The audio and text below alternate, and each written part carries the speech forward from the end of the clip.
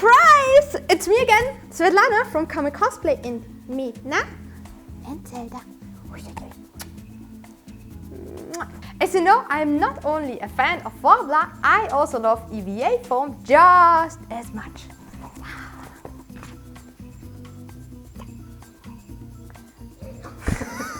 It's cheap, easy to work with and super comfy to wear as armor. Did you saw my dog meat tutorial? Even Zelda loves it.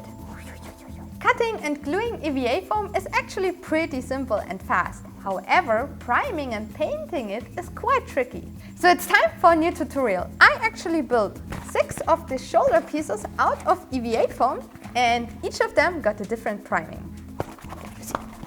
So no matter what budget you have or which country you came from, there should be something to help you out. And now, let's start the video! Oh wait, forgot something. Right! Buy my books! But now let's start the video, maybe.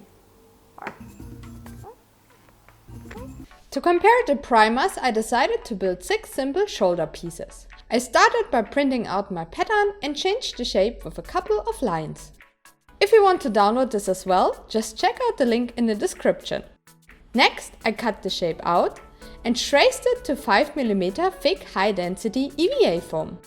I also added a smaller additional detail piece. After I cut them all out with my box cutter, I sanded the edges with my Dremel and applied a thin layer of contact glue to both of their sides. I waited a bit and then carefully pressed both parts together. To get the armor piece nice and round, I heated up the foam and pressed it in shape using an acrylic half sphere. My Dremel was also super helpful to smooth out the top seam. Next, I glued my detail part onto my base shape, sanded them pretty and added one more piece on top.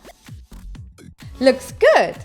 I just had to do this again 5 times. Yay! If this was too quick for you, please go check out my other EVA foam videos.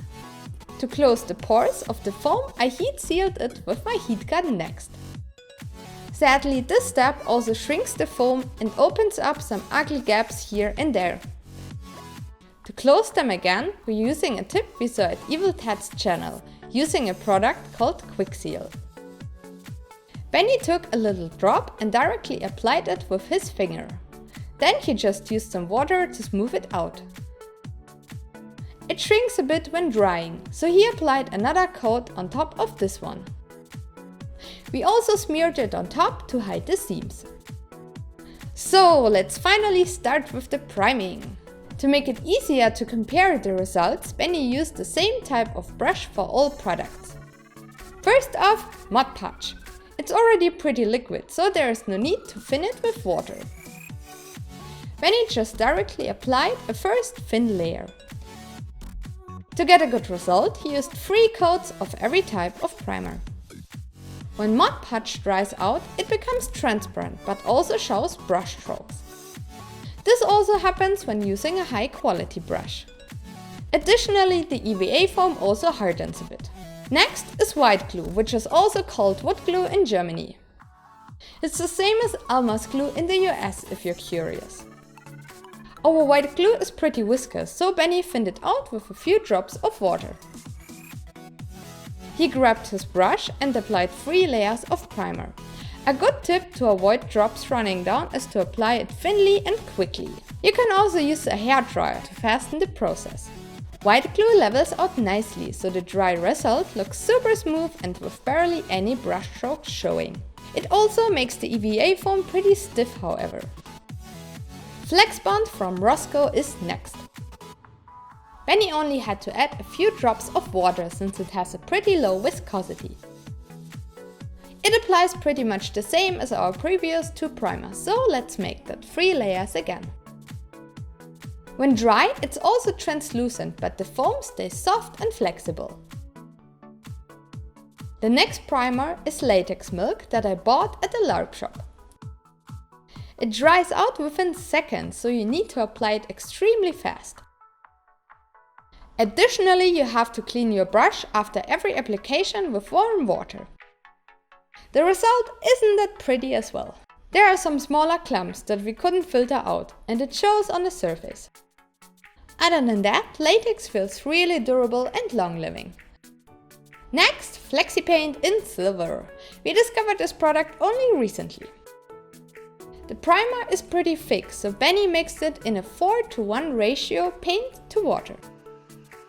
Afterwards, it was just as easy to apply as white glue or Flexbond. With the 3 layers dried out, Flexi Paint also showed its silver color. The result is pretty smooth, but it still shows a few brush strokes. It quickly creates drops though, so applying it will need a bit of practice. And last but not least, PlastiDip, a spray-on rubber. To get a smooth application, we heated up the can in hot water.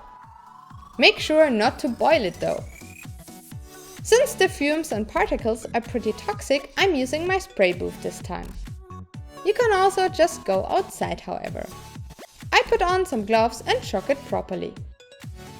Next, I applied a pretty thick layer all over the foam. The result should be thick and shiny, but not create any drops. If it's bubbling, you did it right. When it was dried out, I also applied a second and third layer. The result is really smooth, shiny and has 0 brush strokes. It also keeps the foam soft and flexible. All pieces finally done! For the stress test, we also wanted to check how the colors behave. So Benny airbrushed them all with a basic layer of black acrylics. Now you can also see that Quick Seal completely covered any seams or gaps we had before. It's pretty awesome stuff. Just because Benny had nothing better to do, he also added a bit of silver on top. Oh, they look so pretty. Now let's destroy them again. Here's a closer look at the Podge primer. The brush strokes are still quite visible, right? Bending and squishing the material a bit already creates some wrinkles. So what happens when I roll it? The result doesn't look that good. With some primers we are able to get rid of the wrinkles with heat. It doesn't work with the Podge though. Instead of becoming smooth, the primer seems to bake and creates a really sandy looking surface. At least the paint bonds pretty well and doesn't scratch off at all. So in my opinion, Podge isn't the best solution for EVA armor. It surely works for props or parts that do not bend though. Now let's have some fun with white glue. The surface is really smooth and shiny, but also pretty hard. It doesn't like to get twisted though and instantly creates huge wrinkles. Maybe rolling it around? No, that just makes it worse. Maybe I can fix it with heat? Nope, doesn't work either. It creates ugly bubbles under the paint instead. No trouble with my toothpick though. So white glue is clearly also not the right solution for flexible costume pieces. Next up, the result of Flexbond is not as shiny, but the rubbery surface feels promising. It still gets plenty of wrinkles when I squish it, but this time I'm able to easily get rid of all of them with some heat. No problem with scratching as well. My review for Flexbond, thumbs up. Latex doesn't look that pretty after the paint job, but the result feels very elastic and flexible. As you can see, it handles the stress test pretty well though. You almost can't even tell that I squished this piece that badly. Sadly, the acrylic color doesn't stick to the surface at all. Additionally, you get air bubbles if you try to get rid of the wrinkles with heat. It looks like I would have to switch to latex paint, but sadly those are not so easy to mix and apply. I wouldn't really recommend latex as an easy and simple primer for EVA foam though. Flexi Paint doesn't have the cleanest result, but still looks okay. The primer is pretty elastic and durable. I'm still getting some wrinkles, but it's actually really easy to fix them with heat. Additionally, no paint chips off. So I must say, I really like it. Good product.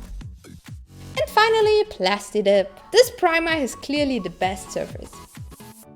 No brush strokes, no drops, no clumps.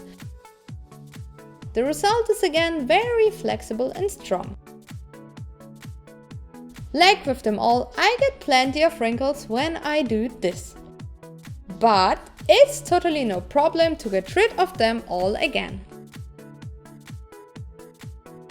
See, looks like new. And the paint job? No worries here. For me, PlastiDip is definitely my favorite, even if it's a bit trickier to apply. And now comes the final test. Let's see how it survives a wild animal attack. Looks like it took some battle damage. What do you say, Zelda? Some more tests? Take this! Hey! Don't try to protect it! Oh, I almost forgot to say, if you are ever in a hurry, you can paint your foam without any primer. It does work, even though the color doesn't really stay on that well. Thank you for watching this all to the end, and I really hope some of the tips were helpful for your upcoming costumes and props. As I said, PlastiDip is still my favorite. I'm using it for pretty much all of my projects.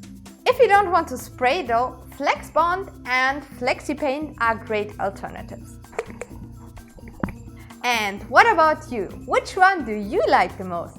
Also, don't forget to prime the subscribe button. Check out our Patreon if you want to support us. And as always, just leave us a comment if you have any questions, and see you next time.